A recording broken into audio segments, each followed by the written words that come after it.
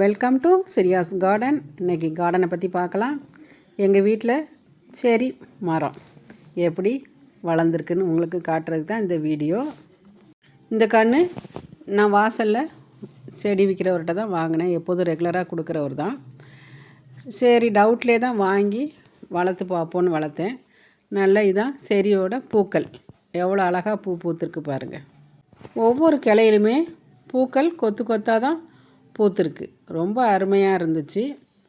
பூக்கள் ஃபஸ்ட்டு பூத்த பூக்களும் எல்லாமே உதிர்ந்துட்டு, ரெண்டாவது பூத்த பூக்களும் உதிர்ந்துட்டு.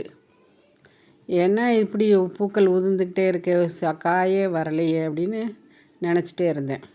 இதுக்கு எப்போதும் நாங்கள் கொடுக்குற இயற்கை உரங்களை தான் கொடுத்துட்ருந்தேன்.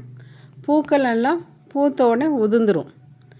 பூக்க பூக்க உதிர்ந்துக்கிட்டே இருந்துச்சு. காய் ஒன்றுமே பிடிக்கலை. இந்த கன்று வச்சு ஒரு வருஷத்துக்கு மேலே ஆச்சு. நான் ஒரு தண்ணி ட்ரம்மில் தான் வச்சுருக்கேன். இதுதான் செடி பாருங்கள். இப்படி தான் கிளை கிளையாக வரக்கூடியது. ஒவ்வொரு கிளையிலுமே பூக்கள் இருந்தது. சரி, பூக்கள் மட்டும் பூத்துட்டே இருக்கேன்னு ஒரு நாள் குனிஞ்சி பார்த்துட்டு இருக்கும்போது தான் என் கண்ணுக்கு 2 காய்கள் தென்பட ஆரம்பிச்சிது. இதுதான் அந்த காய்கள்.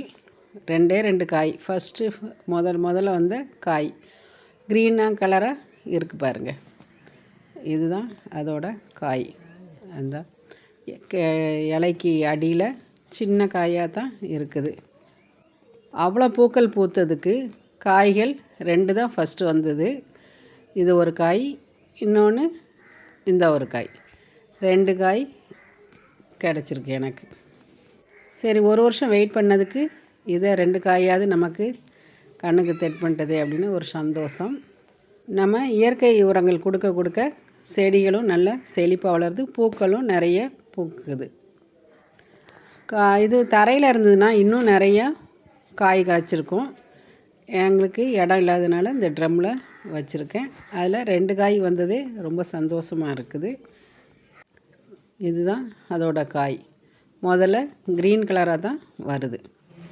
பார்த்த 2 நாள்லேயே மறுநாளே லைட்டு ரெட்டு கலராக வந்திருக்கு பாருங்கள்.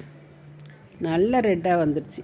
அடுத்த நாள் காய் பார்த்த 3 நாள்லேயே நல்ல ரெட்டிஷ் ஆகிட்டு.